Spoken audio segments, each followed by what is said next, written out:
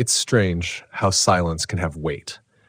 In the deep woods of the cranberry wilderness, that silence presses down like snow, heavy, cold, alive. It's the kind of silence that listens back when you breathe, the kind that makes you feel like the forest itself is waiting for something or someone. My name's David Langford. I'm 32. I've been camping since I was 12. I thought I knew the mountains, their moods, their warnings, their quiet mercy. But that weekend in early February, I learned how wrong I was. I'd driven up into the cranberry past Richwood, where the road bends and climbs until cell service dies and the sky turns sharper, clearer, colder. There's an old ranger cabin there, half buried in rhododendron and pine. Locals call it the Hunter's Rest. It hasn't been an official shelter in decades, but for those who hike the back ridge, it's the only solid roof for miles. The night I arrived, the air was brittle, 28 degrees, dropping fast. I remember the way the trees groaned in the wind like old bones shifting beneath the snowpack. I set my gear inside the cabin, stove, lantern, sleeping bag, and laid out some firewood that had been left behind by whoever came before. There's always a strange comfort in old cabins, that lingering sense of someone else's breath, someone else's warmth. You tell yourself it's just the smell of the wood, the soot in the stone hearth, but deep down, you feel them there. Around midnight, I stepped outside to relieve myself, and that's when I noticed it. The temperature had plunged so quickly the air felt like glass in my lungs. The stars were sharp as needles, and the trees, they weren't swaying anymore. They were stiff, silent, frozen mid-motion. I stood there in that stillness, feeling the pressure drop around me like the forest had stopped breathing. Then, faintly from the ridge, came a sound, a hollow crack, like ice splitting. Then another, closer this time. I hurried back inside, threw another log on the fire, and tried to shake the unease, but my hands wouldn't stop trembling. I told myself it was the cold. It always starts with that small lie, the one that keeps you calm, keeps you from thinking too much. Around 2 a.m., I woke up to a sound I couldn't place. It wasn't wind, not exactly. It was low, rhythmic, like wood expanding and contracting, like the cabin itself was exhaling. The fire had burned low, and I could see my own breath. Then, from the corner of the room, I heard a soft drip, water melting from the rafters. But there shouldn't have been melting, not in that temperature. I grabbed my headlamp, shined it upward, and froze. The beams of the roof were slick with condensation, like shining in the lamplight. Then I realized it wasn't water, it was frost melting from the inside. I went to the door and opened it, and that's when the cold hit me full force. It was a kind of cold that made sound disappear. My breath froze in a plume before my face, and the ground outside shimmered white, a glaze of ice over every surface. The air was filled with a faint crackling, thousands of branches freezing and snapping in the distance. That's when I saw it. Steam rising from the roof of the cabin. Steam in negative temperatures. I stepped back, confused, my light catching on something glistening at the eaves. It wasn't snow. It was a sheet of ice curling downward, alive with tiny fractures spreading like veins. The roof groaned, a deep, bending sound like something ancient settling its weight. I stumbled back inside, trying to process it, how ice could form that fast, how heat could vanish that suddenly. I sat on the edge of my cot, listening to the beams strain. And that's when I heard it, a voice. Not clear, not human, but low, like a vibration moving through the walls. I leaned forward, every hair on my arm standing on end. It wasn't words, but it had a rhythm, slow, deliberate, echoing through the wood like something buried inside it was trying to speak. At 4:15 a.m., the sound changed. The pressure in the room shifted, the way it does when a storm breaks. The air felt heavy, thick. The voice, or whatever it was, stopped. Then, a single, splitting crack. The ceiling bowed inward. I lunged for my boots, but the next sound drowned everything. A thunderous crash as the entire roof gave way under a sheet of ice. I dove toward the door as snow and splinters rained down, the cold slamming into me like a wave. I hit the ground outside, rolled, and looked back just in time to see the old cabin fold in on itself. Silence. Total, complete silence. The firelight was gone. My breath came in gasps, burning the inside of my throat. I could feel the cold seeping through my layers into my bones. I crawled away just far enough to see the shape of the cabin, or what was left of it, lying still under the stars. The sky was clear, cloudless. There'd been no storm, no wind, just a collapse. I sat there until dawn, wrapped in my sleeping bag, staring at the ruin. When the sun finally came up, the frost began to shimmer and fade, melting off the trees in a soft hiss. The cabin looked smaller in daylight, almost harmless, like it hadn't just tried to bury me alive. I stood, shivering, and saw something half buried in the snow near the collapsed roof. A wooden plaque, splintered at the edges. I brushed off the ice. The carving was faint but legible, in memory of Warden J. Miller, 1948 to 1972. I didn't know what that meant then. But later, after I made it back to the ranger station, I found out that a forest warden, Joseph Miller, had died in that very cabin, caught inside when the roof caved under heavy snow in 1972. The same way it happened to me, the same hour. 4:15 a.m. For a long time, I told myself it was coincidence, a freak temperature drop, unstable beams, physics. But when I close my eyes, I still hear it, that slow, deliberate rhythm in the walls, the sound of the forest remembering. You see, the wilderness doesn't care about what we believe. It doesn't bend to comfort us. It holds memory the way trees hold rings. Deep, hidden, layered with time. Out there, the past isn't gone. It waits. It lingers in the timber, in the soil, in the air we breathe when we camp alone under those silent stars. What I learned that night wasn't about fear, not really. It was about respect. Respect for what you don't understand. Respect for the silence that watches you. When you walk into those woods, when you step inside a cabin that's older than your own lifetime, you carry your heartbeat into a place that's already full of others. That's what I remember most. Not the collapse, not the cold, but the silence that followed. The way the forest seemed to settle again, as if acknowledging me. I'd survived, yes, but survival isn't victory in the wild. It's permission. Permission to leave. Permission to tell the story. Permission to return. If you dare, with humility. Because the wilderness doesn't haunt us, it tests us. It asks, will you listen this time? I sat on the edge of the clearing until the sun burned through the morning haze. The snow melted into rivulets that snaked between the rocks, whispering softly as they disappeared into the moss. My breath had slowed, but my mind hadn't. Every creak of the trees made me flinch. Every gust of wind felt like a hand brushing the back of my neck. I kept glancing at what was left of the cabin, half expecting to see movement under the collapsed roof, a shadow shifting or a shape trying to stand. But there was nothing, just the gentle hiss of ice giving way to light. The ranger who met me on the trail later that morning said the temperature had dropped nearly 40 degrees overnight, the fastest plunge recorded in that part of the mountains in decades. You were lucky, he told me. If you'd been inside another 10 seconds. He didn't finish the sentence. He didn't need to. We both looked back toward the ridgeway, where the plume of my campfire still drifted in the pale air like a final exhale. Luck. That's what people always call it when something brushes past you and hits everything else instead. But deep down, I knew it wasn't luck. The mountains don't deal in luck. They deal in balance. You give, you take. You listen or you pay. And that night, I'd been warned, not punished.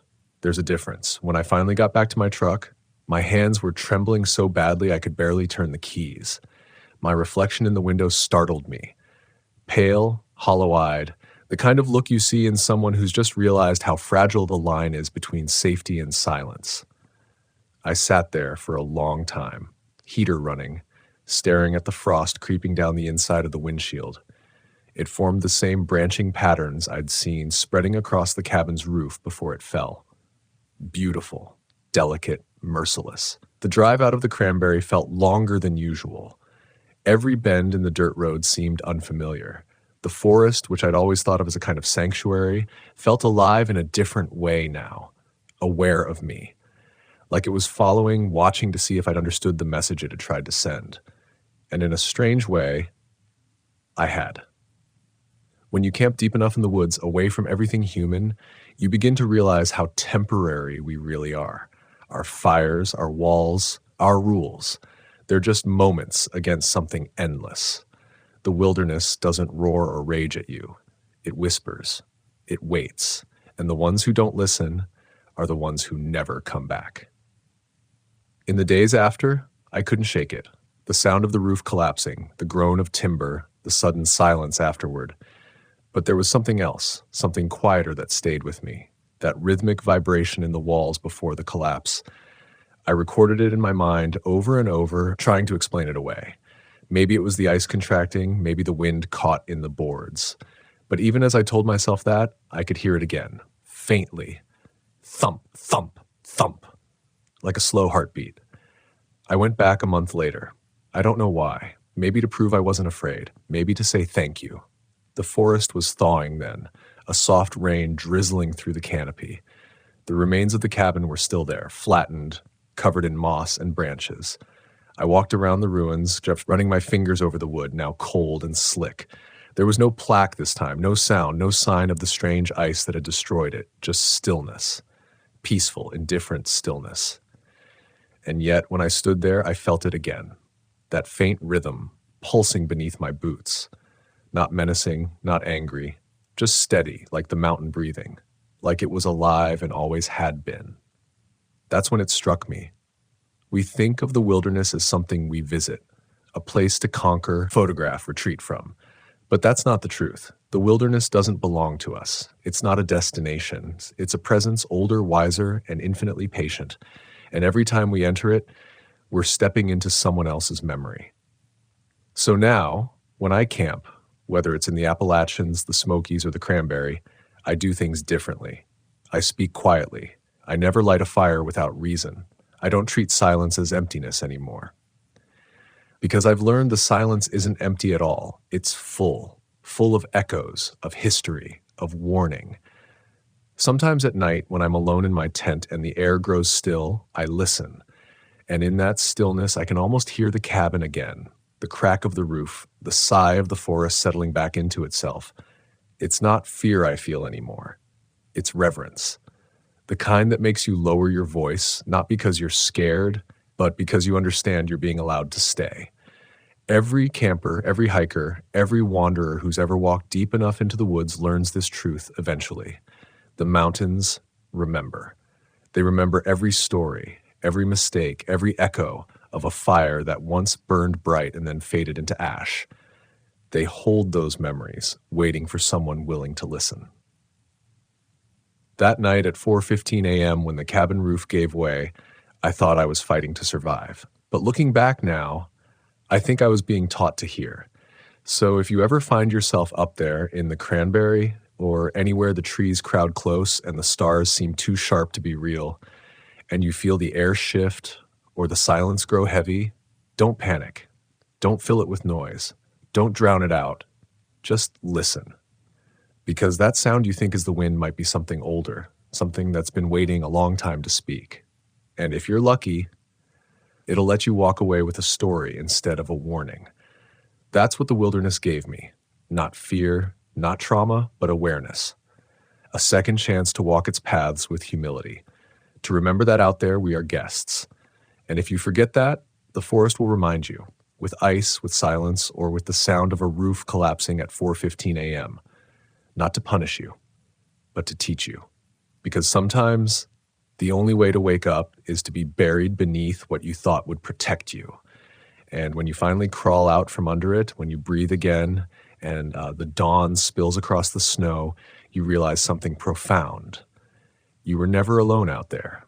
You never are.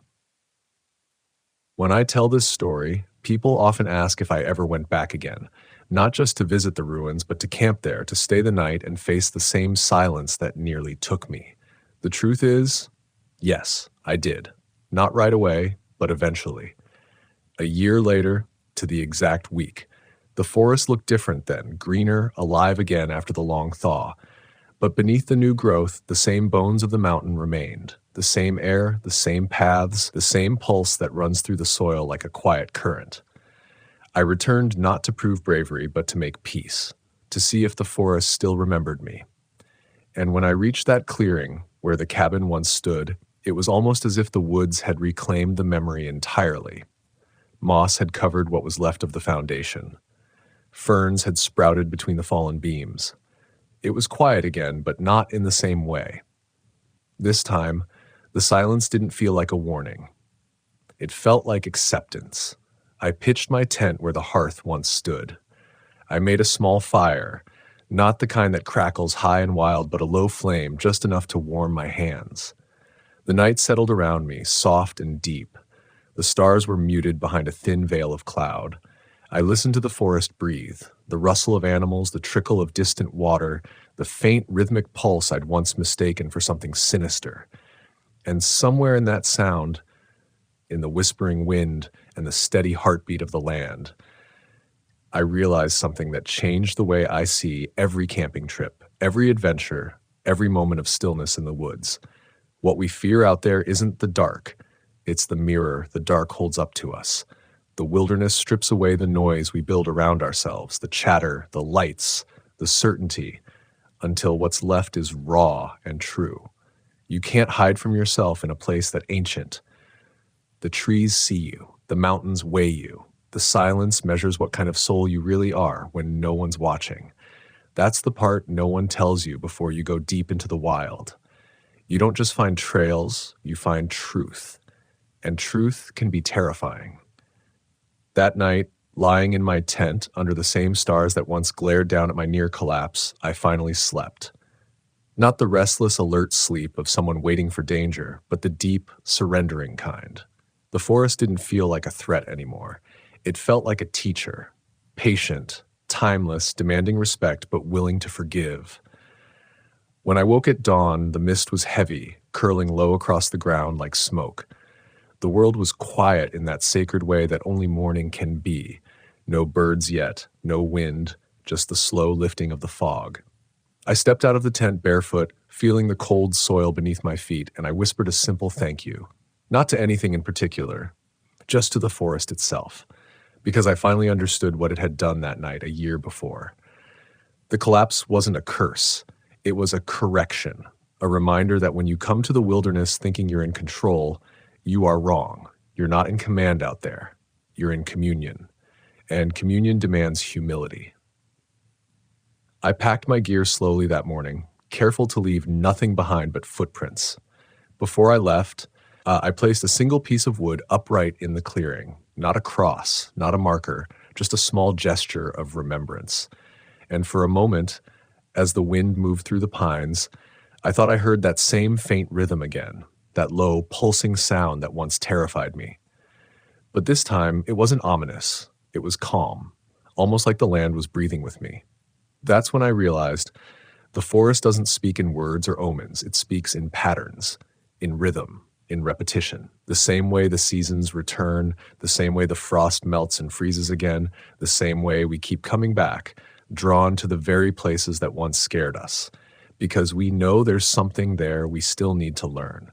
And if you spend enough nights out there, alone, listening, really listening, you'll start to understand that the line between the living and the memory of what lived before isn't as thick as you think. The wilderness is full of echoes. The laughter of campers long gone, the warnings of those who didn't listen, the breath of things we can't name but can feel pressing gently against our skin when the wind stops moving. That's what makes camping in places like the Cranberries so powerful and so dangerous. You're not just stepping into nature, you're stepping into a living archive of everything that's ever happened there. Every tragedy, every triumph, every whisper. So when you go out there, and you will, if the wild calls to you the way it calls to me, remember this: build your fire with intention. Speak softly. Treat every silence as sacred, because the forest is listening, always.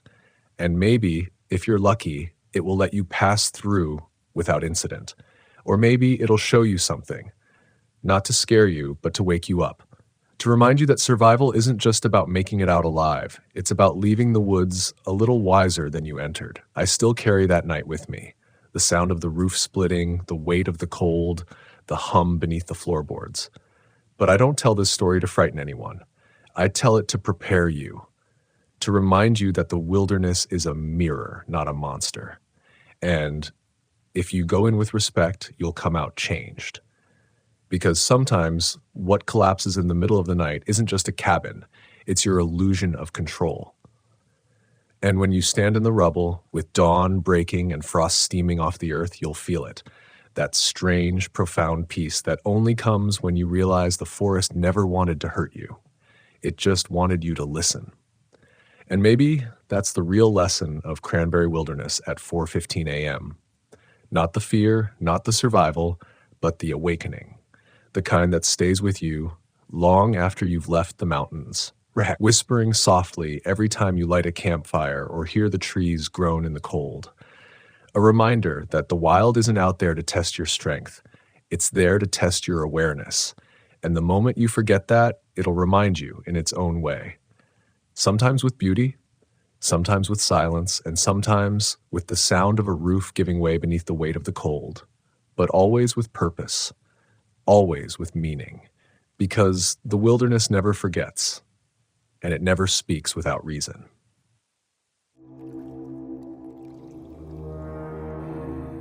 It was the kind of cold that doesn't just bite, it remembers you. I could feel it settling in my bones that night, deep in the ridges outside Damascus, Virginia. The kind of Appalachian dark where even the stars seem to hold their breath. My name's Evan Mercer, 39 years old, park ranger for over a decade. I've spent more nights out here than I can count, under the open sky, surrounded by the hush of pine and whisper of creek water. But that night was different. That night, I learned that some fires, once lit, refuse to die out, even when they should. It started simple, like most things do. A call from dispatch around 2:50 a.m., a report from a pair of thru-hikers on the Virginia Creeper Trail. They'd seen a faint light in the woods, flickering through the mist, about 3 miles past the junction to Mount Rogers. Thought it might be poachers or maybe someone hurt. I didn't think much of it at first. This time of year, folks wander off trail more than they should. Maybe a lost camper, maybe someone chasing cell signal. But when I stepped out of my truck and felt that air, so still, so heavy it almost hummed, I knew something wasn't right. The forest was soaked in silence. No crickets, no owls, not even the rustle of deer, just the crunch of frost beneath my boots. The moon was barely a whisper behind the clouds, and the beam of my flashlight cut through the fog like a knife through old cloth. The path ahead looked like it had been forgotten. Fallen branches, thick mud, prints too faint to tell if they were human or not. I followed the faint light the hikers mentioned, watching it disappear and reappear between the trees, like it was leading me somewhere. When I found the cabin, I almost walked past it. It sat low in the woods, tucked behind a wall of poplar and pine, its roof sagging, boards nailed across the windows, one of those old Forest Service cabins from the early 50s, long since abandoned. I knew the place from old ranger maps. Cabin 23, condemned after a storm collapsed part of the chimney back in '82, supposedly sealed up for good. But there it was, a dull orange flicker leaking through a crack between the planks.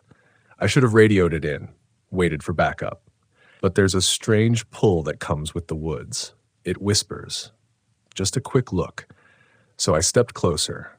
The air grew warmer, the smell of wax faint but unmistakable. When I reached the door, I saw the padlock hanging loose, broken clean through like it had been pried open hours ago. My breath fogged against the beam of my flashlight as I pushed inside.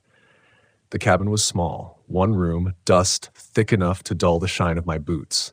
A single table stood in the middle, and on it, a candle burned, not just recently lit, burning steady, halfway melted, wax pooling at its base. And beside it, an old ranger's logbook, the kind we used before everything went digital. My name wasn't in it, but the names of men I'd trained under were. The last entry was dated November 1979. Patrol complete, cabin sealed, no further maintenance scheduled. That candle shouldn't have been there. No one should have been there. Yet the wax was fresh, the flame steady. No drafts, no signs of intrusion, no tracks in the dust, except mine. I walked a slow circle around the room, shining my light along the walls. That's when I saw them. Faint marks on the wood, like someone had dragged their fingers along the inside of the boarded windows. Not claw marks, not scratches, just long, deliberate streaks, like a hand brushing through dust in passing. The radio on my shoulder crackled softly, static at first, then something that sounded almost like a breath. I froze. Adjusted the frequency, thinking maybe dispatch was trying to reach me. But all that came through was a faint hum, low and rhythmic, like someone breathing too close to the mic. I turned the volume down. My pulse was loud enough already. I moved toward the candle, watching the flame bend ever so slightly as if acknowledging me. And then, for just a moment, I swear I heard movement from the corner of the room, a slow shuffle of boots against wood. When I spun the flashlight around, nothing was there. Just the old stove, the cracked window boards, and the faint reflection of my own face in the glass. But something about that reflection, it lingered half a second too long. You tell yourself it's just nerves. That the forest has ways of playing with your senses when you've been out too long, when sleep is more of a theory than a habit. But I've spent half my life in these woods. I know the difference between a trick of the light and something standing just beyond it. I took out my field notebook, jotted down the coordinates, and leaned closer to the table. The logbook's pages fluttered slightly, though there wasn't a draft to speak of. My flashlight dimmed, flickered, then came back to life. The candle flame, though, it didn't move.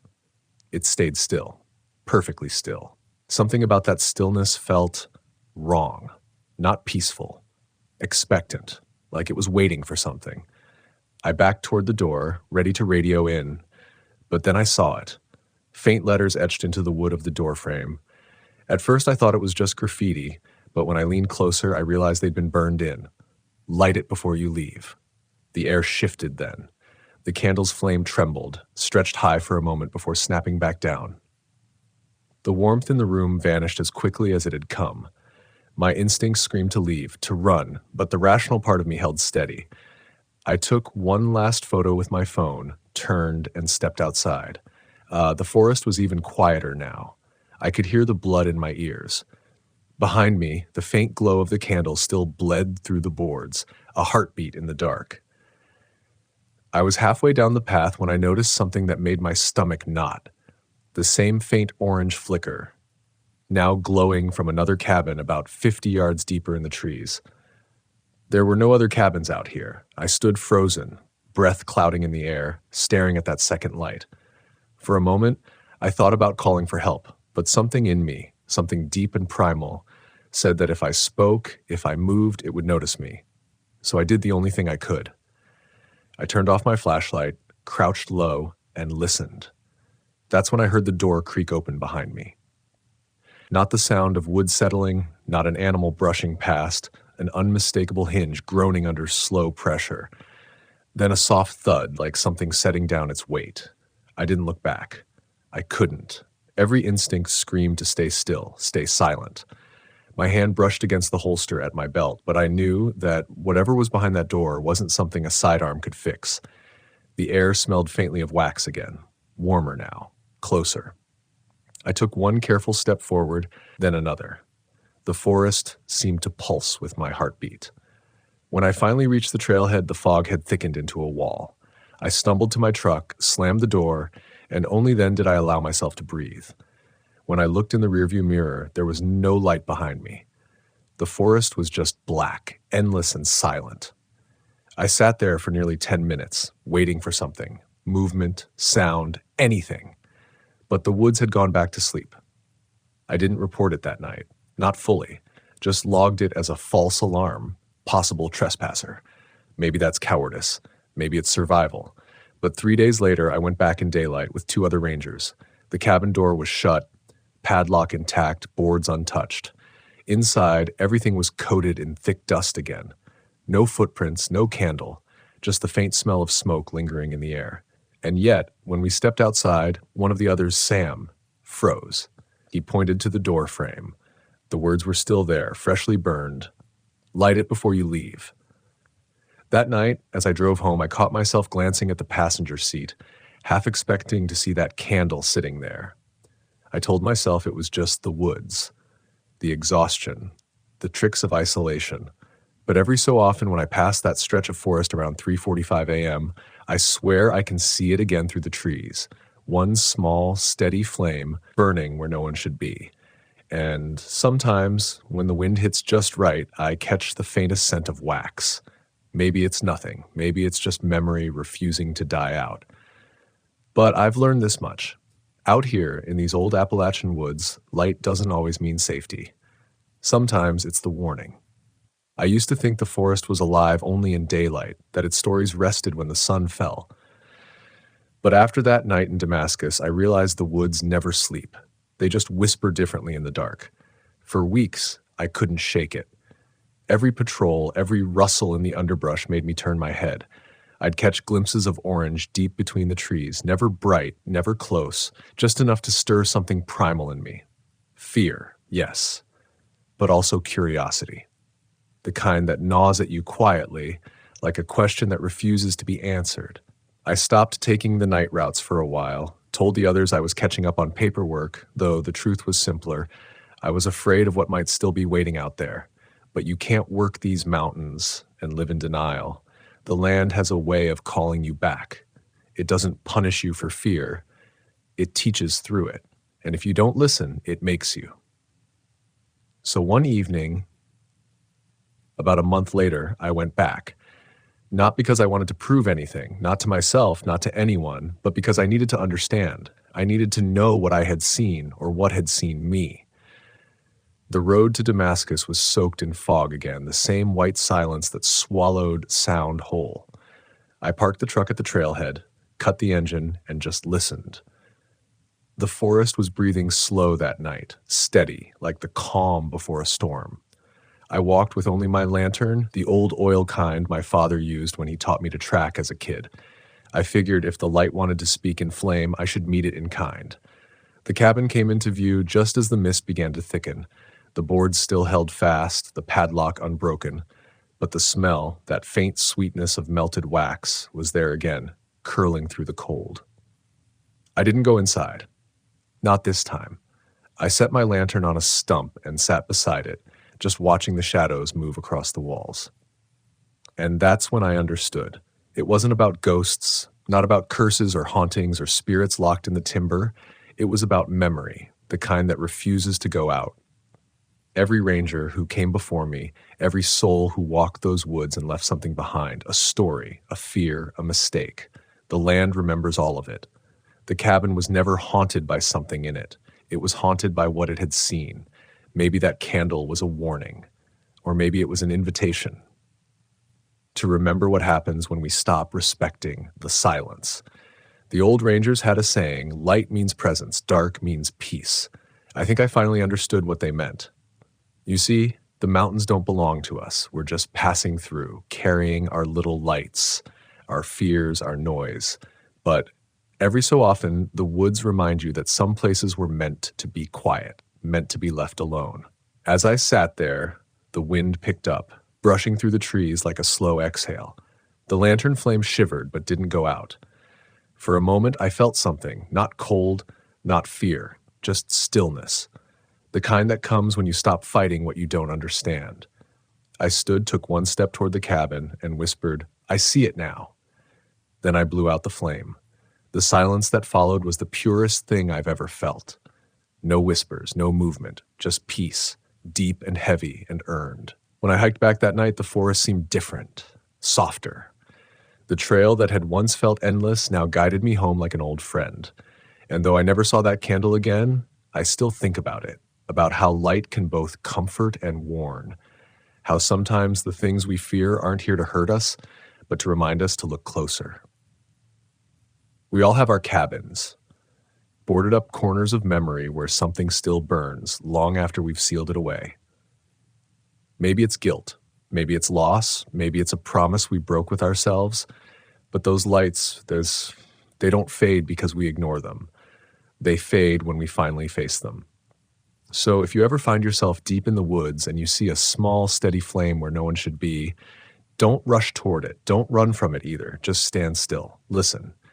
The land might be trying to tell you something, because the wilderness isn't cruel. It's honest. It mirrors what you bring into it. If you carry fear, you'll hear echoes of it in the trees. If you bring reverence, it will speak back in peace. I learned that the hard way, in the cold breath of a boarded cabin at 3:45 a.m., but I'm grateful for it, because now, when I walk these trails, I don't carry my light to chase the dark away. I carry it to remember what the dark protects. And if someday, when I'm gone, another ranger comes across that same cabin, finds a candle burning slow and steady on a rotting table, I hope they don't blow it out in fear. I hope they understand what I did. That not every flame is danger. Some are reminders. Some are the forest's way of saying, you're not the first to walk this path and you won't be the last. So let it burn. Let it whisper. Let it teach. Because every light in the dark, every single one, began as someone trying to find their way home. There's something sacred about the dark, something most people never learn to see. It's not emptiness, not evil. It's memory, the kind that only speaks when everything else stops. And in those Appalachian woods, under that endless hush, I finally understood what the dark was trying to tell me. It said, you are never alone here. Not because something watches you, but because the land remembers you.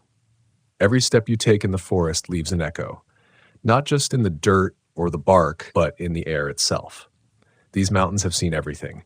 Love and loss, peace and panic, men who came searching for meaning and left with only silence.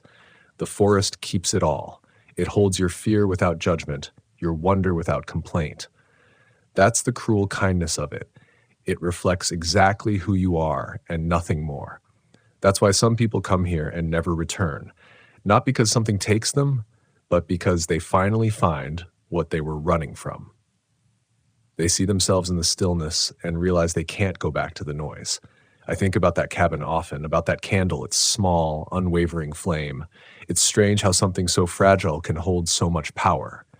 Fire doesn't scream, doesn't demand. It just exists. But it changes everything around it. And maybe that's what the forest was reminding me of, that the smallest light, when born from respect, can outlast the deepest dark. The next morning after I returned, I filed my report properly. I told them about the old cabin, about the marks, about the smell of wax. They nodded, said they'd send a crew to check it out. But weeks passed and no one went. The woods have a way of burying their own stories, of keeping the curious away until it decides you're ready to know. That night changed the way I patrol. I still walk the same trails, still listen for the same sounds, but now I carry more than a lantern. I carry humility. When I pass a spot that feels off, I don't challenge it anymore. I nod as if greeting something older than time, because I've learned what you fear in the forest often isn't out to harm you. It's out to be heard. Sometimes when I camp near Damascus, I'll catch that same faint flicker between the trees. Not always in the same place, but always with the same rhythm, steady, patient, alive. I never follow it. I just sit and watch until it fades. There's peace in knowing it's still there, a part of the land, a part of me. And maybe that's what all of this is about. Not fear, not survival, but connection. The wilderness strips away the noise until only truth remains. Out here, your fears aren't monsters, they're mirrors. They show you what you've been carrying too long. The woods don't punish, they reveal. So to anyone listening, anyone who hikes deep into the unknown, remember this. The forest doesn't test your courage, it tests your honesty. It will show you who you are when the trail disappears, when your fire burns low, when there's no sound left but your own heartbeat. And if in that silence you see a candle burning where no one should be, maybe it's not there to frighten you. Maybe it's there to remind you that even in the loneliest dark, something still burns for you to find your way. Because the wilderness isn't haunted, it's alive. It remembers kindness, it remembers respect, and it remembers those who listen. So the next time you walk into the deep woods and the night feels heavier than usual, don't rush, don't speak, just stop. Let it breathe around you. Let it tell you its story in the only language it knows, silence. Somewhere out there, maybe in that same boarded-up cabin outside Damascus, a single candle still flickers. Not for fear, not for warning, but as a promise that no matter how far you wander, there will always be a light waiting somewhere in the dark to guide you back to who you are. Uh, that's the truth of these mountains. That's the truth of the wild. And if you listen close, it's still whispering.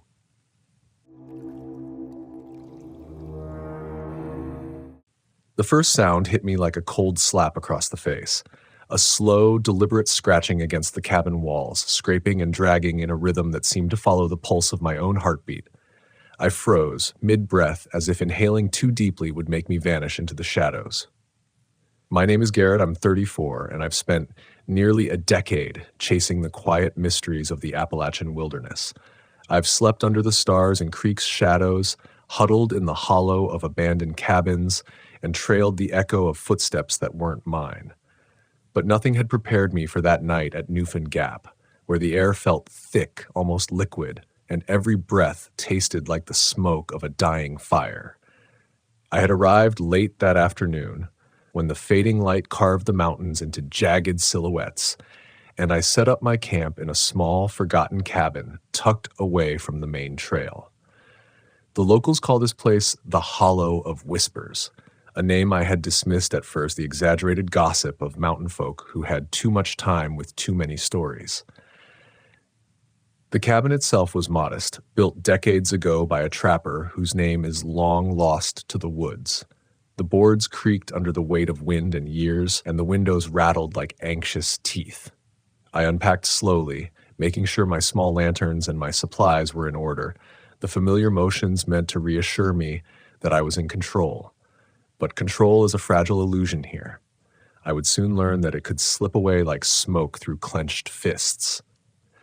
The sun disappeared, leaving the forest drenched in indigo and the whispers of night animals threading through the trees.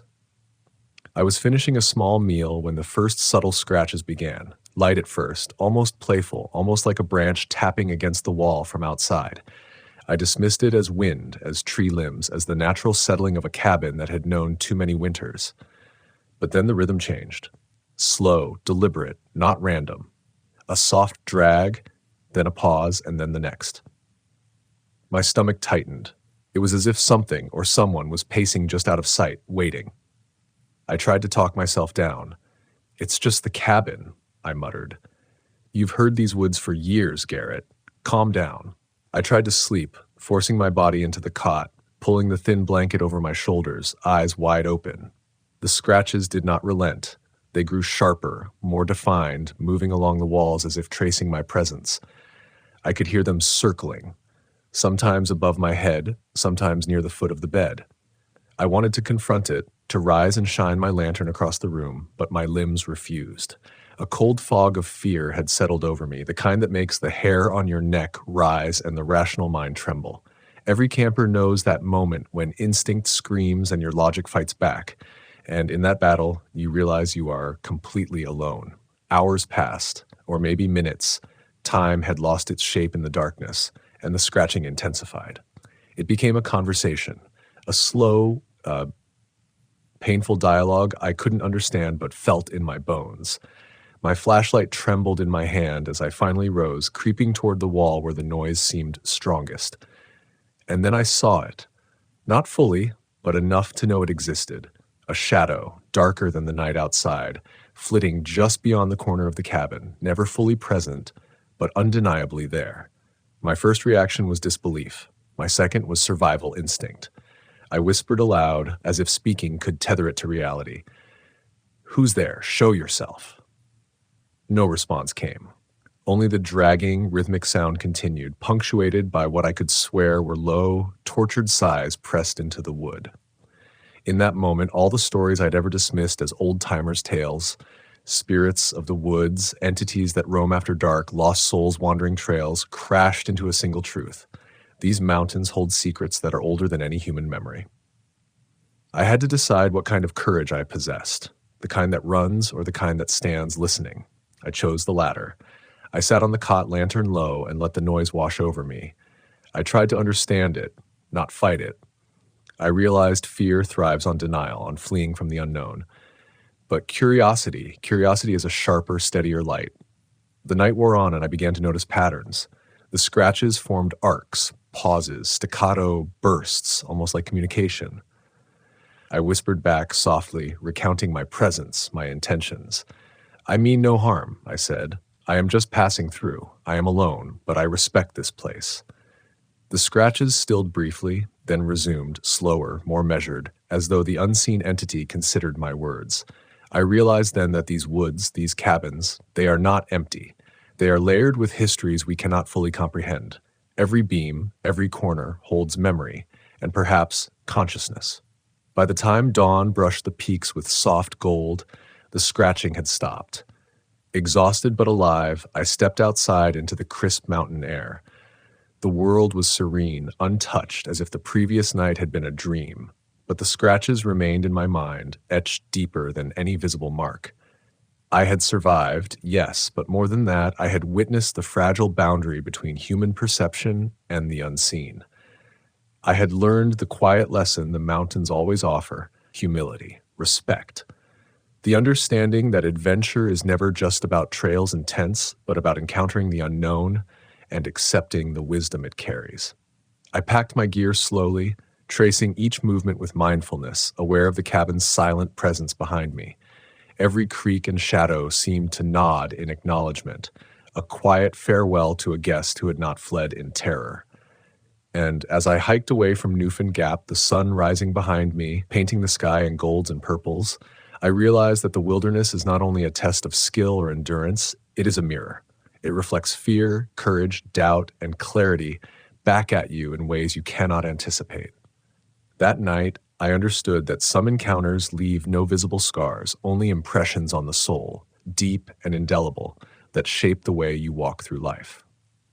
The mountains taught me that darkness is not merely absence of light, it is the presence of truths we cannot yet hold.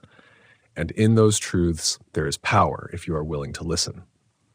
As I walked down the winding trail, the memory of scratches and shadows still lingering, I carried with me not terror, but a strange, reverent awe. It is the kind that humbles a man, teaches patience, and whispers that every step you take in the woods is also a step within yourself. The unseen entities of Newfound Gap will remain unknown to most, silent witnesses of the night. But for those who dare to face the raw, unfiltered wilderness, they offer lessons no guidebook ever could. The walk back to the main trail was quieter than I expected, but not silent. Even in daylight, the woods seemed aware of me, as though the trees themselves had eyes that followed my every step. The leaves whispered in the wind, but the sound was different now, less like nature, more like a language just beyond my comprehension. I kept thinking of the cabin, the scratches, the shadow, and the almost imperceptible sighs I had heard. Each recollection sent a chill up my spine, a reminder that some parts of the forest never let go of you, and some memories cling like dew to your skin. I had left the cabin physically, but the night's presence lingered, wrapping around me like a second shadow. I reached a small creek where the sunlight fractured into sparkling ribbons across the water, and I knelt to wash my face, trying to shake the lingering unease. But as my fingers touched the cold water, I realized I was trembling not from fear alone, but from recognition that I had been part of something bigger than myself. The Appalachian Mountains are filled with stories, yes, but they are alive in ways tourists cannot see. They breathe in the wind, murmur in the streams, and sometimes they speak to those willing to pause and listen. And that night, the mountains had spoken. Not in words, not in image, but in rhythm, in scratches, in a presence so immediate it could not be ignored. I paused, letting the stream's cool water run over my hands, thinking about the trapper who had built that cabin decades ago. Did he hear the same rhythms? Did he recognize the presence as I had, or had he been too afraid to acknowledge it? In the mountains, fear is a currency, and too often it costs more than people realize. But respect pays its own dividends. I felt that balance in my bones. The night had demanded nothing from me but awareness and deference, and in return, it had allowed me to leave alive, carrying the weight of its lessons. As I continued hiking down, the trees thinned and the trail became clearer, but the memory of the cabin followed me like a living thing. Every snap of a twig underfoot, every bird call, felt charged with a meaning I could not name. I thought about the locals I had spoken with before the trip, the ones who shared tales of the hollow of whispers in quiet tones, eyes darting to the shadows as if even repeating the story might summon the entity itself. I had laughed at their caution once, but now I understood. The mountains keep their secrets well, not to frighten, but to teach. There is a depth to these woods that rewards patience and humility and punishes arrogance. By midday, I emerged near a ridge that overlooked a valley carved by centuries of erosion and growth, the kind of view that strips your breath not with fear, but with awe. I stopped and let the wind whip against my face, and I realized that the scratches, the unseen entity, the suffocating tension of that night had changed me. It wasn't the terror that lingered, it was the awareness that life, like the forest, holds layers beneath the surface. Beneath every ordinary moment, there is a hidden world waiting, and it is our willingness to face it that shapes the way we walk through the world. I thought back to the rhythm of the scratches, the deliberate pauses, the almost conversational nature of the presence. It had taught me patience, the ability to sit with uncertainty without panicking, to acknowledge what I do not understand instead of running from it. Most people seek comfort, the reassurance of the known, but in the wilderness and life itself, comfort is often a trap. True understanding comes from leaning into the unknown, even when every instinct tells you to flee. That night had demanded my attention, my humility, and in return, it gave me a glimpse of something eternal, a reminder that the mountains are old enough to have witnessed centuries of fear, courage, and survival, and that anyone who walks their trails becomes a participant in that ongoing story. As evening approached, I reached a small clearing where I decided to set up a temporary rest before returning to my car. The sun was low, and the shadows of the trees stretched long and wavering across the forest floor. I felt the presence of the night still hovering, not in a threatening way, but as a sentinel of sorts, a reminder that what I had encountered was not gone. It had simply receded, waiting for another night, another traveler. I set up my small tent, lit a lantern, and allowed myself a moment of quiet reflection. The scratches had stopped, but their imprint on my perception remained vivid, a lesson etched into the rhythm of my heartbeat. In those hours, sitting alone among the Appalachian pines, I realized something profound. Every encounter with the unknown, every brush with fear or mystery, is an opportunity for growth. The mountains teach through experience, not instruction. They demand that we pay attention, that we acknowledge the unseen, that we cultivate respect and patience.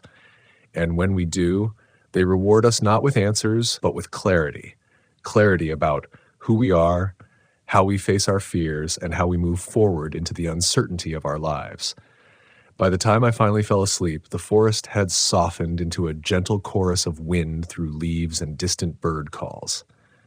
I slept lightly, dreamlessly, carrying the memory of the scratches with me, not as horror, but as wisdom. The next morning, I packed my gear and took one last look at the cabin in the distance. Its walls were quiet now, its shadows still, but I knew the memory of that night, the unseen presence, would remain with me forever. The wilderness is not just a place you walk through. It is a teacher, a mirror, a challenge. And for those willing to listen, it offers lessons deeper than any fear, richer than any comfort, and as enduring as the mountains themselves. I returned to Newfound Gap a year later. Not because I wanted to chase fear again, but because something in those mountains had called me back, quietly, persistently, like a whisper you can't ignore, the kind that slips into your dreams and lingers when you wake. The cabin had never left my thoughts. I could still hear those deliberate scratches in moments of silence, could still feel that strange awareness in the woods pressing against the edge of my senses.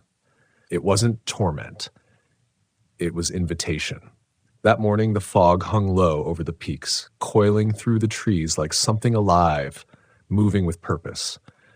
The air smelled of pine and wet earth. I parked by the trailhead, shouldered my pack, and began the climb. With every step, the world behind me faded, the hum of engines, the static of city life, the artificial rhythm of clocks and schedules.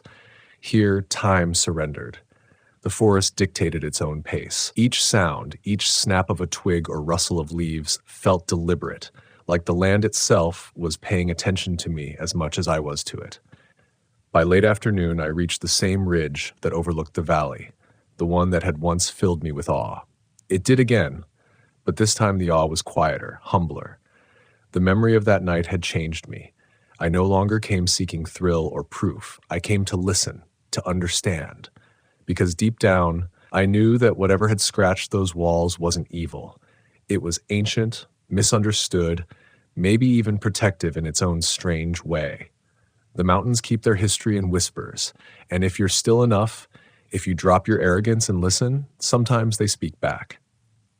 When I reached the cabin, I almost didn't recognize it. The roof had partially collapsed. Vines crawled across its face like veins of green reclaiming old bones. The door sagged from its hinges, the interior dark and cool like the inside of a throat. But when I stepped inside, the air was the same, dense, heavy, charged. The same rhythm pulsed through it, a silence so full it felt alive. The scratches still marked the walls, faint and weathered now, but still there. I ran my fingers over them, tracing the uneven grooves, remembering the cadence of that night. It hit me then. The pattern wasn't random. It curved and dipped like a language, as if something had been trying to speak, to leave a message in the only way it knew how. I don't know how long I stood there, just feeling the texture of the wood under my fingertips, the weight of years in that small, forgotten place. The wind outside picked up, moaning softly through the gaps in the boards, and for a moment I swore I heard the faintest echo of that same dragging rhythm. But it wasn't menacing this time. It was steady, almost soothing. I whispered again, just as I had that night. I mean no harm. And in that silence that followed, something changed. The air seemed to loosen around me. The tension, the heaviness. It lifted, like a long-held breath finally released. I don't claim to understand what happened in that moment, but I knew deep in my chest that the cabin had heard me, or perhaps the mountains had. I spent that night just outside under the open sky, with the cabin at my back and the stars overhead. The woods pulsed with sound, the creak of trees, the rush of distant streams, the occasional cry of something unseen in the dark, but none of it felt hostile. I realized that fear isn't always a warning.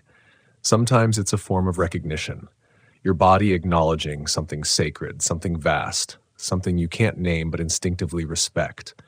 The forest doesn't want to scare you, it wants you to remember. As I sat there by the dim glow of my lantern, I thought about all the people who come to these mountains looking for adventure, for beauty, for stories to tell. They hike the trails, breathe the crisp air, take photos of waterfalls and sunsets, but few understand what truly waits in the silence. It isn't danger, it's truth raw. Ancient truth, buried beneath moss and memory. The kind that doesn't reveal itself to those who rush through. You have to sit still long enough for it to find you. When dawn came, I packed my gear again, slower this time. I turned to look at the cabin one last time, framed in the pale morning light. The scratches caught the sun and glimmered faintly, like writing carved into time itself. I smiled, not from relief, not even from peace, but from understanding. Whatever had haunted me that night had been part of this place long before me and would remain long after I was gone. The mountains don't need us to believe in their mysteries. They only ask that we respect them. On the way down, I stopped by the same creek as before. The water was colder this time, clearer. I cupped it in my hands and drank, and it felt like swallowing the forest itself, clean, alive, unforgiving. The reflection in the surface was different too. Not older exactly, but steadier. Fear had given way to reverence. I realized then that the scratches on those walls were never meant to terrify. They were reminders, markings of presence. Proof that we are never truly alone in the wilderness. And maybe that's what all of this is about. Every ghost story, every strange encounter, every whispered legend. Maybe they're not warnings, but invitations. Invitations to pay attention, to see beyond the comfort of our campfires and lantern light, to step closer to the edge of the unknown and listen for what lives there. Because in the stillness, In the in-between of night and dawn, there are voices that remind us what it means to be alive. Fragile, curious, temporary, and yet somehow eternal. When I finally reached my car and looked back at the trail disappearing into the mist, I knew I'd return again someday. Not to chase fear or to prove courage, but to listen once more. The mountains still whisper, and I have learned their language, or at least enough to understand one thing. The unseen isn't something to escape. It's something to meet, with steady hands, a quiet heart, and the willingness to learn what it's been trying to tell us all along. And as the wind swept through the gap, carrying with it that low, familiar rhythm, the soft, deliberate scrape of something ancient reminding me it's still there, I smiled. The lesson was simple, and it was everything. Respect the silence, trust the dark, and never ever forget that the mountains are alive. They say the mountains hold memories, not the kind that fade with time, but the kind that cling to the soil, the timber, the fog. I didn't believe that until I camped near the old miner's cabin on Grandfather Mountain. It was late October, the air thin and biting, the trees skeletal against a restless sky. My name's Daniel Reeves, 34 years old, born and raised in Boone, North Carolina. I've spent half my life wandering these trails, sleeping under the canopies of spruce and fir, chasing solitude like it was salvation. But that night, solitude found me first, and it wasn't kind. The storm came sudden, crawling over the ridgeline like a dark animal. Thunder rolled through the valleys, deep and low, echoing off the stone faces of the cliffs. I remember setting up my tent beside the old cabin, a structure I'd passed many times before but never dared to explore. Locals called it the Miner's Rest, built in the early 1900s by a prospector who vanished one winter without a trace. They said his lantern would still glow after storms, swinging faintly in the windows as if he was still down there in the dark, waiting. I thought it was just another mountain story, the kind old men tell when the fire burns low. But I would learn, that night, some stories aren't told to entertain, they're told to warn. By 2 a.m., the storm was directly overhead. Lightning splintered the sky in violent flashes, turning the forest into a strobe of ghostly white and deep shadow. Each flash revealed the same thing, the cabin standing in silence, crooked, broken, but somehow watching. My gear was soaked. The rain turned the soil into a black river beneath my tent, and I knew I couldn't stay where I was. I grabbed my lantern, pulled my jacket tight, and made for the cabin. Every step through that mud sounded like a heartbeat I couldn't control. The door creaked open easier than I expected. Inside, it smelled of iron and ash, the kind of smell that lingers after years of decay. My lantern light flickered against the log walls, catching something etched into the wood. Initials, maybe. WM, 1906. The miner's mark.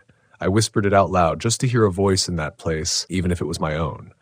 The cabin had one small window facing the ridgeline, and through it I could see the lightning, jagged and alive, slicing the sky in half. I remember counting the seconds between the flash and the thunder. 1, 2, and then it hit. The bolt struck something close, so close the entire mountain seemed to convulse. The ground trembled under me. My lantern went out. For a heartbeat, I was swallowed by total darkness.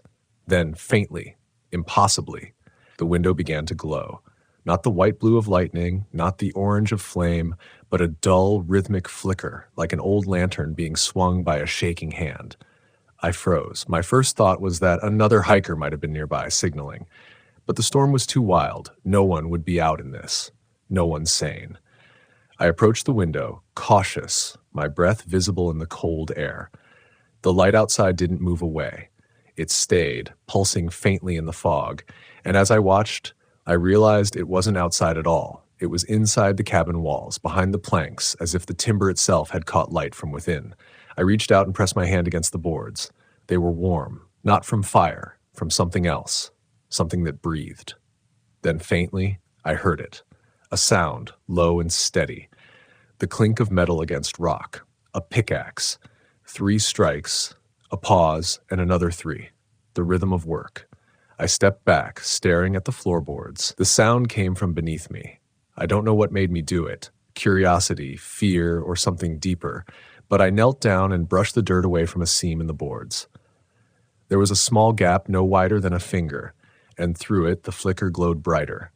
I thought maybe lightning had struck some old wire, a trick of electricity. But then came the whisper. It wasn't words, not at first, more like a breath forced through stone. Then, slowly, it shaped itself into something I could understand. Still digging. I stumbled back so fast I hit the wall behind me. The whisper came again, clearer this time, trembling like wind through a mine shaft. Still digging. The lights pulsed harder, matching the rhythm of that impossible pickaxe sound. I wanted to run, every instinct told me to, but I couldn't move. The mountain had me. Outside, the storm seemed to fade, replaced by a deep, unnatural calm. The only light came from the flickering inside the cabin, a steady, unnatural glow bleeding through the cracks in the wood. I lifted my lantern and tried to relight it, hands shaking, but before the flame caught, something knocked. 3 slow, heavy knocks from beneath the floor. I dropped the lantern. The flame went out again, the darkness returned, and in it, I saw movement. Not with my eyes, but with something deeper. The kind of sight that doesn't depend on light. A figure, hunched, broad-shouldered, moving just beneath the floorboards, dragging something metallic. I could feel it moving, every step shaking dust from the rafters. Then the whisper came one last time, softer, almost pleading now, "Turn the light back on." When I finally managed to spark the lantern, everything stopped. No more flicker, no more sound, just the soft drip of rain outside and the faint scent of smoke. I stood there for what felt like hours, waiting for something to return, but it didn't. Not until I stepped outside. The storm had passed. The clouds were breaking apart, revealing stars like scattered embers. I turned to look at the cabin one last time, and that's when I saw it. In the small square window, the light burned again, faint, golden, steady. It wasn't my lantern. Mine was still in my hand. It was his. The light stayed there, unmoving for hours. I watched it until dawn. Sometimes it flickered like breath. Sometimes it dimmed to almost nothing, then returned again. At exactly 2:09 a.m., according to my watch, the glow pulsed one last time and went out. And when the sun rose over the ridge, the cabin looked as it always had, abandoned, rotting, forgotten. But here's the thing that kept me awake for nights after. When I returned to Boone and told an old park ranger about what I saw, he didn't look surprised. He just nodded, slow, like he'd heard it all before. He said, "Lightning always finds him, every few years. Always at 2:09. I didn't go back for months. But when I finally did, on a clear night with no storm in sight, I found something wedged in the doorframe. A small metal tag, green with age. Stamped into it were the letters WM 1906, the same mark on the wall, the same year the miner vanished, and beneath it, etched in fresh scratches, almost invisible, "Still digging." That night taught me something I didn't expect to learn from fear, that the mountains remember everything we leave behind. Our work, our mistakes, our obsessions. Sometimes the past doesn't rest just because we do. Out here in the wild silence of the Appalachian night, the earth itself listens. And if you're quiet enough, if you stay still long enough, it just might answer back. Because the truth is, not all lights in the woods are meant to guide you home. Some are meant to warn you away. For weeks after that night, I couldn't shake the feeling that something inside me had changed. Not just fear, but a kind of quiet reverence, like I had crossed an invisible boundary I wasn't supposed to find. The woods around Grandfather Mountain were no longer just a playground of trails and peaks. They were alive, ancient, sentient in their own way. When I tried to explain it to people, no one really understood. They nodded politely, smiled like I was exaggerating, and told me I'd probably just been tired, cold, maybe even dreaming. But dreams don't leave dirt under your nails from boards you never lifted. Dreams don't burn symbols into your memory. I went back to my routine, editing trail footage, posting videos, sharing camping stories. But the footage from that trip sat untouched on my hard drive for months. I couldn't bring myself to watch it. Something about it felt wrong, like opening it might invite that night back into my home. But curiosity is a stubborn thing, and one evening I gave in. At first, it was what I expected: the familiar shots of the ridge, the crackle of thunder in the distance, the wind against the camera mic. But as the storm worsened, I noticed something strange. In the frame where the cabin appears, during the lightning flashes, there's a faint shape, a man's outline, standing by the window. I paused the frame, zoomed in. The outline wasn't clear, but there was something unmistakable about it: a wide-brimmed hat, a thick coat, the curve of a pickaxe resting over his shoulder. And then, in one single frame, a flicker of orange light reflected off his face. Hollow eyes, but not empty. Waiting. Watching. I shut the laptop and sat there in silence, my heart pounding so hard I could feel it echo in my teeth. That night, I dreamed of the cabin again. I was standing inside it, the walls glowing faintly from within, and a voice whispered from somewhere deep below. "You saw me. Now you understand." The next morning, I drove straight back up to Grandfather Mountain. I told myself it was to prove something, to confront my fear, to show that I wasn't haunted. But deep down, I think I just wanted to know if it was real. The trailhead was quiet that day, the air still, the leaves beginning to turn. I hiked up the same path, each step heavier than the last, until I reached the clearing. The cabin looked different in the daylight. Smaller, weaker, just a ruin, really. The roof sagged inward, moss thick across the north wall, the door barely hanging on its hinges. But the second I stepped inside, I knew the place remembered me. The air felt heavy, like it was waiting for something. I knelt by the floorboards again and brushed away the dirt. The gap I'd found months before was still there, but now, faintly, I could see something glinting below, a thin line of metal like a buried vein of ore. I reached in with my knife, prying gently. The soil gave way easily, almost too easily, like it had been disturbed recently. And beneath it, I found an old lantern. Its glass was cracked, its handle rusted, but when I lifted it, I felt warmth radiate from it. Faint, pulsing, steady. I didn't light it. I didn't have to. It was already burning, deep within, like an ember that refused to die. I set it back down and whispered, "You can rest now." The light dimmed, slowly until it was gone. That moment, that single act of acknowledgement, changed something in me. It made me realize that fear isn't always the enemy. Sometimes it's the teacher. The wilderness doesn't care if you're brave or reckless. It only respects those who listen. The miner, whoever he was, had spent his life chasing something in those mountains, something he never found, maybe gold, maybe redemption. But the mountain remembered him because he never left it. His work, his obsession, his ghost, all still there, flickering between lightning strikes and rainstorms, like a lesson carved into the earth itself. I don't tell this story to scare people away from the woods. I tell it because too many of us walk into wild places thinking we own them. We don't. We're guests. And the mountains, they don't forget who disrespects the invitation. The lights, the whispers, the sounds in the night, they're not always warnings to leave. Sometimes they're reminders to be humble, to listen, to remember that the silence out there is never really empty. Even now, when I camp near Grandfather Mountain, I keep a lantern outside my tent, not as protection, not out of fear, but as respect. Because every time lightning rolls through the valley, I still see that faint glow from afar, just for a few minutes around 2 or 9 a.m., always the same color, always the same rhythm. And in that glow, I feel a strange peace. Like I'm not alone, but I'm not in danger either. Just part of something older than I can understand. Maybe that's what the mountain was trying to teach me all along. That out here, every story, every fear, every flicker of light has its place. The miner's story became part of mine, and maybe mine will become part of someone else's one day. That's how the mountain keeps its memory alive. And when the wind moves through the trees at night, carrying that low hum that sounds almost like a voice, I listen closely. Because out there, between the silence and the thunder, something ancient is always speaking. You just have to be brave enough to hear it. After that night, something subtle but permanent shifted in the way I saw the world. It wasn't just about fear anymore. It was about presence. Every step I took into the woods after that, I could feel the weight of what came before me. I stopped rushing through trails like a man trying to conquer them and started moving like someone asking permission to enter.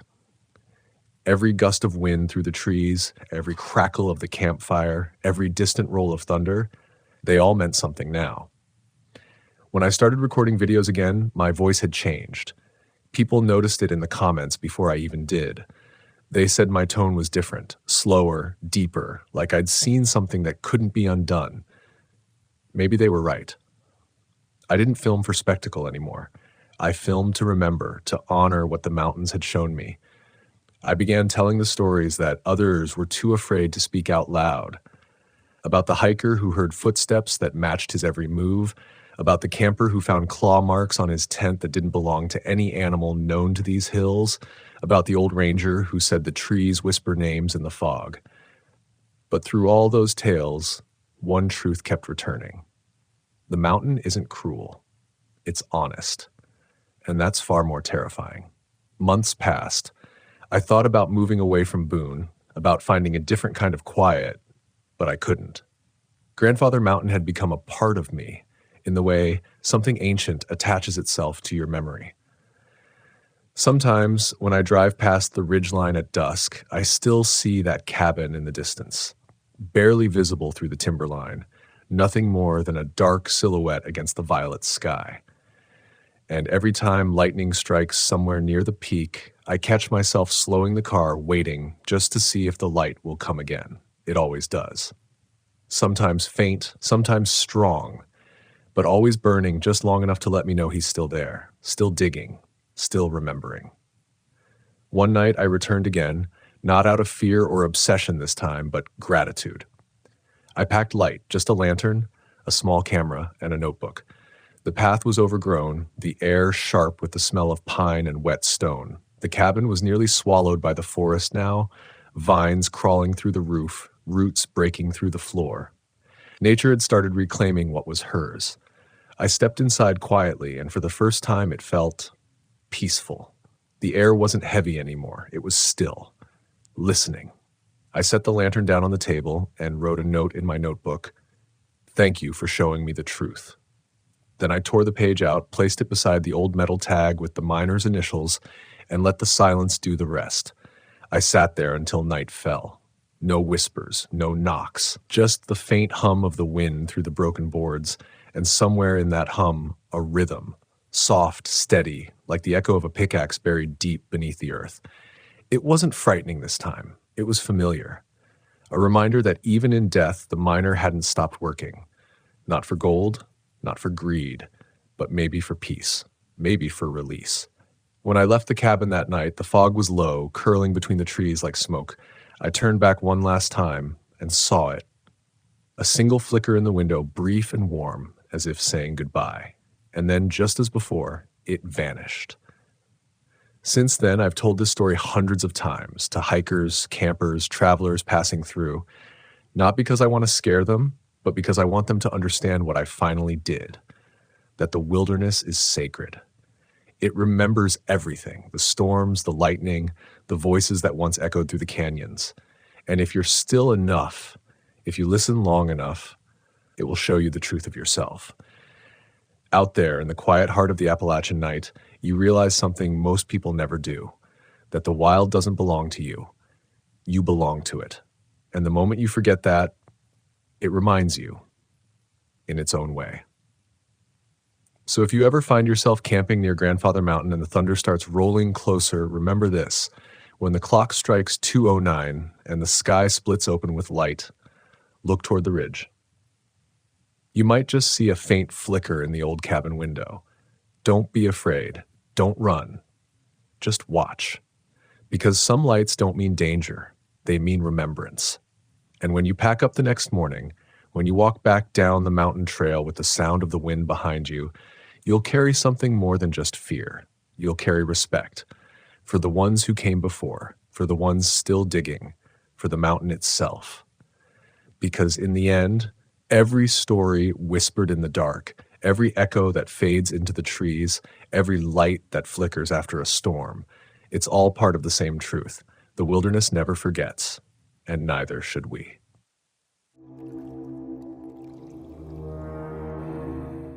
I still remember the sound that night, not the kind that echoes in your memory because it was beautiful, but because it shouldn't have existed at all. It was a whistling, long, thin, and almost human, too deliberate to be the wind, too rhythmic to be random. It was 2:17 in the morning, deep in Harlan County, Kentucky. And even now, years later, I can tell you this: the silence of the Appalachian woods is not empty. It listens, it waits, and sometimes it answers back. My name's Caleb Turner, 34 years old at the time, a lifelong camper who thought he knew the mountains better than most. I grew up on the southern edge of Harlan County, coal country, ridges that cut the horizon like old scars. My father used to say these woods had two faces: one that fed you, clean streams, fertile ground, good game, and one that tested you in ways you couldn't always see. He'd tell me, "Boy, you don't ever want to be out there when the forest decides it don't want you." I thought it was just an old man's superstition. I learned otherwise that winter. It started as a solo trip. I'd taken a few days off work, trying to clear my head after my mother passed. Grief does something strange to you in the woods. It amplifies the silence until you start to feel like the trees are breathing with you. I drove out past Baxter, then hiked another 5 miles toward an old miner's cabin I knew of, left to rot decades ago but still standing. It was the kind of place that seemed to resist time. Rusted stovepipe, slanted roof, windowless eyes staring out into the tree line. Most folks avoided it. I went there because it was isolated, quiet, forgotten. By dusk, the snow had started falling. It wasn't heavy, just the kind that drifts down in slow, deliberate flakes, like it's thinking about where to land. I unpacked, got a fire going, cooked some beans and cornbread over the flame. It was peaceful in that Appalachian kind of way, where peace doesn't mean calm, but acceptance. You sit there, listening to coyotes cry in the distance, and you know you're not the only living thing awake. It wasn't until the fire burned down to embers that I noticed something strange. There was a pattern in the wind, a sort of rise and fall that didn't sound right.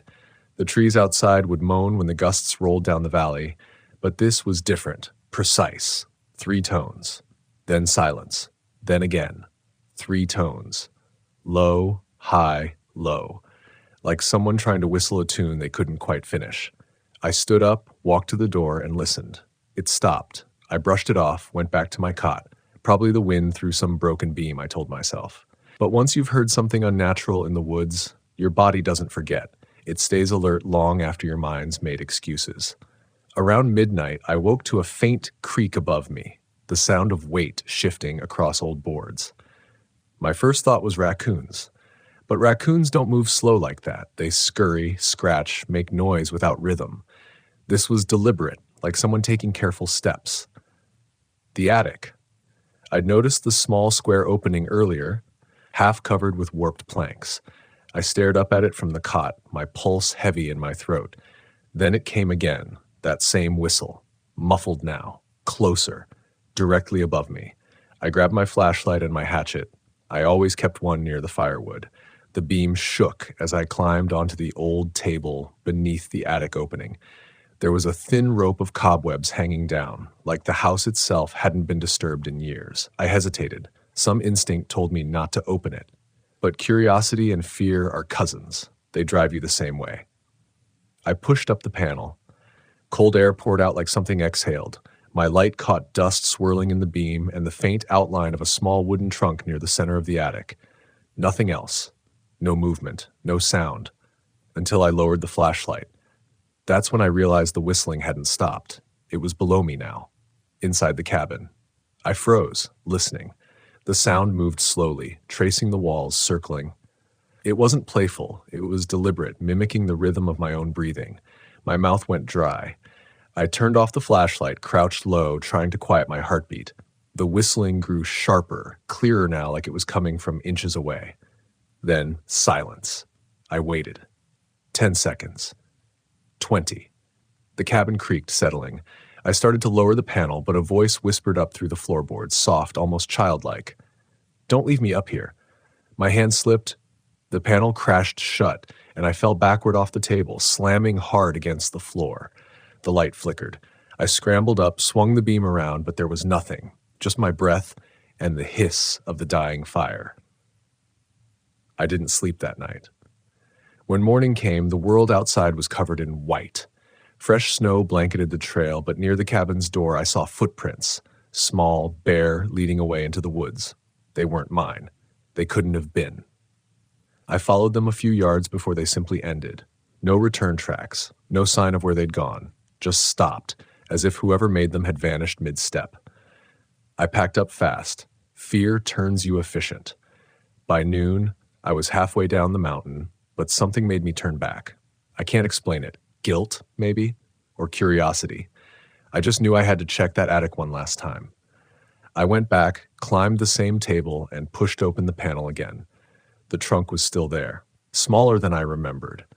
When I lifted the lid, I found a handful of old toys, wooden figures, a carved whistle, and a piece of paper folded neatly at the bottom. It was brittle, yellowed with age. I unfolded it carefully. It said, "If you hear me, it means you stayed too long." I left the cabin for good that day. But Harlan County doesn't forget easily. Locals told me later that a miner's child had died there in the 1930s, trapped in the attic during a storm when his father didn't make it back from the mine. Some said his spirit lingered, calling out to anyone who camped too close. Others swore the whistling was a warning, a way the mountains spoke to people who'd crossed some invisible line between belonging and trespassing. Whatever it was, I learned something that winter. The woods don't always reveal their dangers through sound or sight. Sometimes they test the stillness inside you to see if you'll listen when something's wrong. I realized how fragile the boundary is between solitude and isolation, between being alone with the forest and being alone in it. Even now, when I camp alone, I build my fire smaller. I keep my pack light. And when the wind rises in the hollows of Harlan carrying that low, uneven whistle, I don't wait to hear the tune. I listen once and I leave. Because some echoes in these mountains don't fade, they follow. They learn your rhythm. They breathe when you breathe. And if you're not careful, they'll wait until you're deep in the dark, until 2:17 in the morning, and they'll whistle back. I didn't talk about that night for almost 2 years. Not because I didn't believe what happened, but because I couldn't find words that made sense outside that cabin. Out there in the daylight, among people, it sounded ridiculous, a ghost story, a hallucination. But every time I heard a door creak or the wind slip between cracks in an old house, I'd feel that same cold breath from the attic on the back of my neck. Some nights, I'd wake up and swear I heard that whistle again. Faint, but perfect. Like it had memorized my dreams. Eventually, I went back to the woods, not to that cabin, but close enough that the same mountain shadow fell across my campsite. I needed to know if it was me that brought the fear, or if it was the place itself. You see, the thing about fear in the wilderness is that it teaches you who you are when no one's watching. The mountains don't care if you believe in ghosts or science or nothing at all. They care about your silence, about what you do when the forest starts to listen back. That trip was in spring, and the air smelled like wet pine and thawing soil. Everything was alive again, deer prints near the creek, hawks tracing slow circles above. I hiked all morning and stopped by dusk at a ridge where I could see the lights of Harlan flicker faintly through the trees. I built a fire, cooked, watched the smoke rise straight up into the still air. For a while, it felt right, like the mountains had forgiven me. But around midnight, I heard it again, not the whistle this time, but a knock. 3 slow taps on a nearby tree like knuckles on wood. Then silence, then again, 3. I froze, spoon halfway to my mouth. There are stories out here about that rhythm, hunters who vanish after hearing it, campers who wake to find strange patterns carved in trees. It's an old Appalachian warning. When the woods knock, don't knock back. I didn't move, didn't breathe. The forest was so still I could hear the hum of my own heartbeat. Then I noticed something else. No crickets, no frogs. The nightlife had gone completely quiet. In the wilderness, that's not silence. That's a signal. It means something bigger is nearby. something that doesn't belong in the same space as the small things that sing. I grabbed my flashlight and swept the beam through the trees. The fog had rolled in thick, low to the ground, making the forest look like it was breathing. My light caught nothing but bark and mist. Still, the knocking continued. Slower now, deliberate, closer. Each time it came, the sound seemed to move, circling the camp the same way the whistling had years before. That's when I spoke out loud. Not out of courage, but instinct. "I know you're here," I said, my voice cracking. "I hear you." The knocking stopped. The forest went dead still. Then from somewhere beyond the tree line, a low, drawn-out whistle rose. The same tune, low, high, low. My stomach dropped. I didn't run. I just stood there, listening as the sound moved up the ridge and faded into the trees. When it was gone, I sat by the fire until dawn, my body rigid, eyes fixed on the direction it had gone. In the morning, I found something on the ground near my tent. A small wooden whistle, carved from pine, the same shape as the one I'd seen in that attic trunk. It was wet with dew, but freshly cut. I don't know who left it there, or how they knew, but I didn't take it with me. Some things you don't claim. You leave them where they belong. That day changed the way I saw the woods. Not as an enemy, not even as haunted, but alive in ways we can't measure. The Appalachians have been around for over 400 million years. Long before people, long before our stories, there were sounds in these valleys that belong to something older. And when you come here thinking you're alone, thinking you can own a piece of the wild, the mountains remind you you're just passing through. Now, when I guide others on camping trips, I tell them this: don't go into the woods expecting peace. Go expecting truth. Because the forest doesn't mirror what you want. It mirrors what you bring. If you walk in with fear, it will feed that fear. If you come with respect, it'll show you beauty so deep it hurts. But if you come with arrogance, thinking the land is yours to conquer, then you'll hear things at night you can't explain. And some of those things will remember you. I don't camp near that cabin anymore, but sometimes when I drive through Harlan County at night, I roll down the window and listen. The wind slides through the ridges, the creeks murmur somewhere in the dark, and every now and then, faint and distant, I hear it again, that same low, high, low whistle. Only now I don't run from it. I nod, I whisper a thank you, because what I once thought was a curse turned out to be a lesson, a reminder that we are guests in this world, and that fear, when faced with reverence, becomes wisdom. If you ever find yourself camping deep in the Appalachians and the wind goes quiet, listen closely. If you hear 3 tones in the dark, don't whistle back. Don't speak, just respect it. Pack your fire low and leave the place as you found it. Because in Harlan County, some sounds aren't meant for you. And if you ever find a whistle carved from pine lying near your tent, leave it there. That's not a gift, that's a goodbye. The older I get, the more I realize that fear was never the enemy. It's a language, the first one nature ever taught us. Long before we had words for thunder or shadow, before we built walls and named what we couldn't control, fear was the thing that kept us listening. It was how the wilderness spoke. And out here in the deep folds of the Appalachians, that language still exists. It's quieter now, buried beneath the hum of modern life. But when you strip everything away, your phone, your comfort, your sense of safety, you start to hear it again. The pulse beneath the silence, the breath behind the wind. That night in Harlan County didn't make me superstitious. It made me respectful. I don't mock the strange anymore. I don't explain away every whisper or shape that doesn't fit reason, because reason isn't always big enough for what lives out here. Some stories are older than evidence, older than belief itself. The locals understand that. The old-timers, the coal miners, the Cherokee descendants who still walk these ridges, they don't call it haunted. They just call it known, as if the land remembers its own ghosts better than we ever could. There's a gravity in these woods that pulls truth out of you. I've seen men who think they're brave fall apart when the night goes still.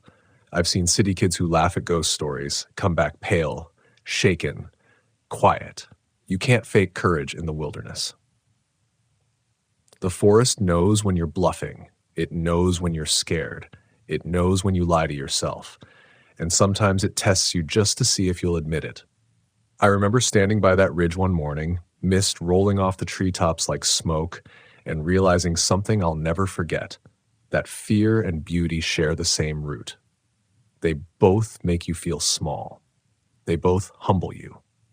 The difference is how you face them. You can either run from what unsettles you, or you can stand still and learn its rhythm. That's what the mountains taught me. To stop fighting the unknown and start listening to it. There's a moment, right before dawn, when the world holds its breath. The stars fade, but the sun hasn't yet reached the ridges. The air is cold, clean, full of promise. It's the hour when the forest decides who belongs and who doesn't. I've sat through that hour many times since Harlan, listening, waiting, learning the patterns of the earth's silence. And I've realized something simple but powerful. When the forest speaks, it doesn't do it to scare you. It does it to remind you that you're alive. That's what I wish more people understood. We chase danger in movies and ghost stories, but real fear, the kind that strips you bare, isn't about monsters or shadows. It's about the moment you realize you're part of something vast and indifferent and ancient. That you can disappear into these woods and the mountains won't even blink. It's a hard truth, but it's also freeing. Because once you accept it, you stop trying to control everything. You start respecting the mystery. When I tell my story now, people ask if I think it was real, the voice, the whistle, the footprints. I tell them yes, real enough to change me, real enough to teach me reverence. And maybe that's all that matters, whether it was a spirit, a trick of the wind, or the echo of a lonely memory trapped in those beams. It doesn't matter. The lesson was real. The silence was real. The way the woods watched me was real. So I still camp, I still hike, I still walk those trails where the fog drifts like slow breath between the trees. But I walk lighter now, I keep my fire small. I leave no mark behind. And when night falls, I don't challenge the dark. I greet it. I thank it for letting me stay another night. Because in Harlan County, in any wild place, really, you don't conquer the forest. You earn its mercy. You earn your right to be there. And maybe that's what the whistling was all along, not a warning, not a haunting, a conversation. The mountain reminding me in its own language that I'm not alone here and never was. If you're lucky enough to find yourself deep in those woods one night where the stars are swallowed by the black canopy and the world feels endless, listen closely. If the air turns colder and a tune drifts through the trees, slow and steady, don't panic. Don't call out, just listen. Let it remind you of how fragile, how miraculous it is to stand alive between the earth and the sky, because fear, when it's honest, isn't meant to break you, it's meant to wake you. And when the mountains speak, the wise don't answer back, they just bow their heads and listen.